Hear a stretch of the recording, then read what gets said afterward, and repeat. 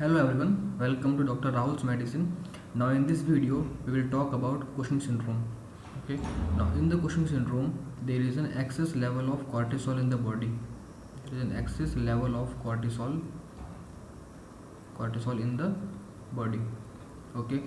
Now let's see what are the causes of Cushing syndrome. Why this level of cortisol is high in the body. Okay. Now the cause can be divided into two. It can be a exogenous cause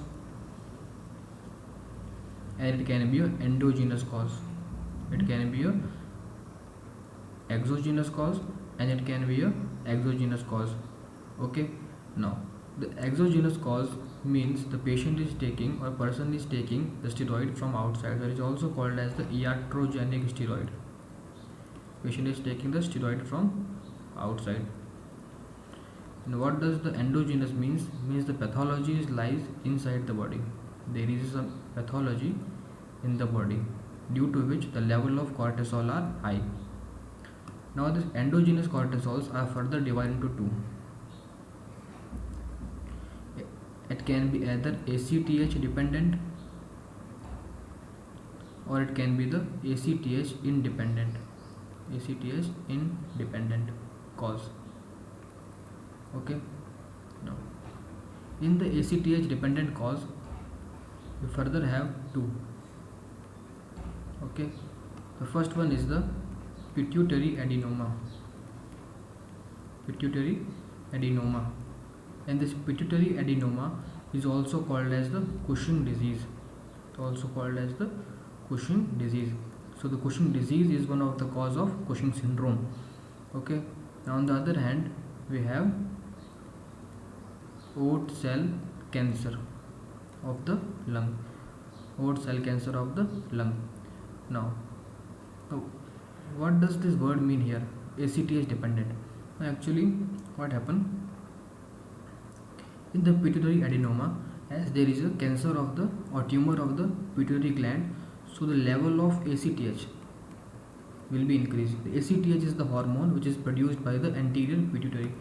So the level of ACTH in case of the pituitary adenoma will be high. So what does this ACTH will do? It will stimulate the adrenal gland. Okay, it will stimulate the adrenal gland and the adrenal gland will release more cortisol. The adrenal gland will release more cortisol. Okay. So in the body the level of cortisol is increased because the ACTH was high in the body. The level of ACTH was high in the body. That's why the cortisol level is increased. Okay. The same thing is in the oat cell cancer. In the oat cell cancer there is an ectopic release. There is a ectopic release of ACTH. Ectopic release of the ACTH, and this ectopic release of the ACTH will further cause the increased level of cortisol in the body. Increased level of cortisol in the body. Therefore in case of the ACTH dependent we have the two causes. We have the pituitary adenoma and we have the oat cell cancer of the lung. Okay. Now in case of the ACTH independent, in the ACTH independent we have the adrenal adenoma. We have the adrenal adenoma. The adrenal adenoma, it is a tumor of adrenal gland. So what will happen? The level of cortisol will be high. Level of cortisol will be high in the body. Now this high level of cortisol is not depend upon the ACTH level. Therefore the adrenal adenoma is classified in the ACTH independent cause. Okay, it's clear here. Now there are two important one-liner which are frequently asked in the exam. The first one is, what is the most common cause of Cushing syndrome? The most common cause of the Cushing syndrome is exogenous. It is exogenous, or we can say the iatrogenic steroid. Okay. Now there is one more question. What is the most common endogenous cause? What is the most common endogenous cause of Cushing syndrome? Okay. So it will be pituitary adenoma. It is the pituitary adenoma, and this pituitary adenoma is also called as the Cushing disease. It is also called as Cushing disease. So these are the two important one-liner which are frequently asked in the exam. Okay, now let's move to the clinical feature part.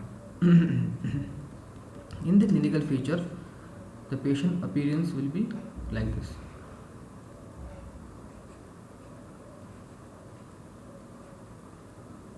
Okay, now let's write here what will be the clinical feature. Now the patient will have the moon faces. Okay, second, the patient will have the buffalo hump.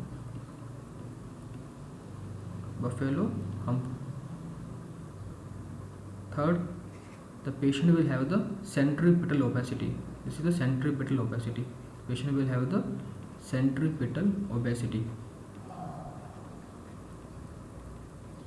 Fourth, the patient will have proximal myopathy.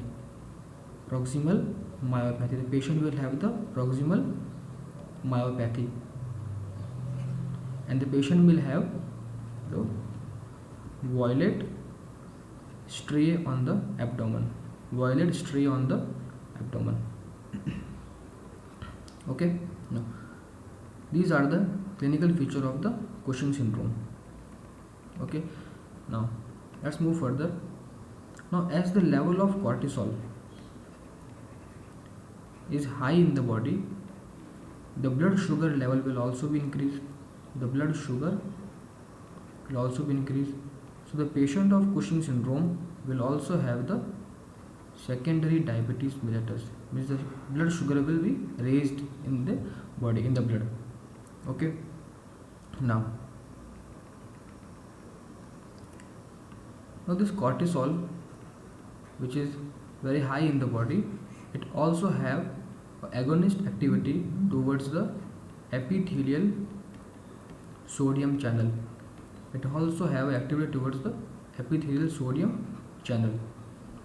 So what will happen? Now suppose here it is our epithelial sodium channel, and it is here our body, and from urine it will come out. Now if this cortisol will stimulate the epithelial sodium channel, what will happen?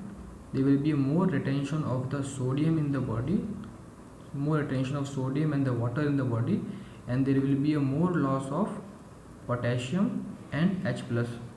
Okay, so the patient of Cushing syndrome will also have hypokalemic metabolic alkalosis. Okay, now after the clinical feature, now let's see how we will diagnose this condition. Now to diagnose this condition, again we have the two methods. Either we can perform the screening test, or we have the diagnostic method. Okay, so in the screening method, we can check the 24-hour urinary cortisol level. Okay,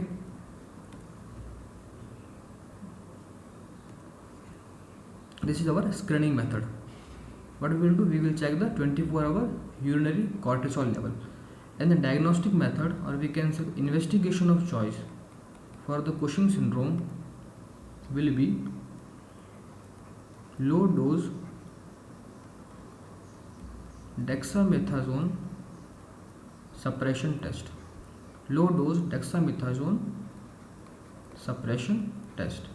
Okay, it will be the investigation of choice for Cushing syndrome.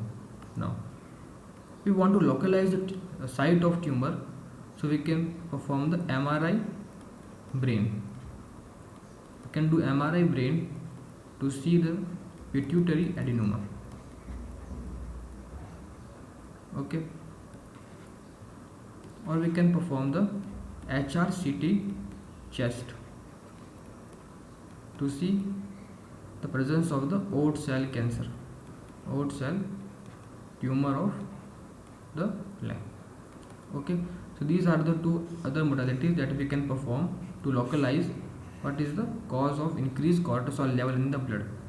Okay, now let's move to the management part. Now the management also depends upon the cause. We'll treat the cause now. Suppose if the patient is having a high level of cortisol in the body because of the iatrogenic steroid. So what we will do in this condition, we will taper the dose of steroid. We will taper the doses of steroids. Okay. On the other hand, if a person is having a pituitary adenoma, and because of this pituitary adenoma, the level of cortisol is high in the body. So in this condition, we will remove this tumor by a surgery named as transsphenoidal surgery. Okay. Now this is the treatment part of the Cushing syndrome, and this is all about Cushing syndrome. I hope you like this video. Please like this video, share this video, and subscribe to the channel. Thank you.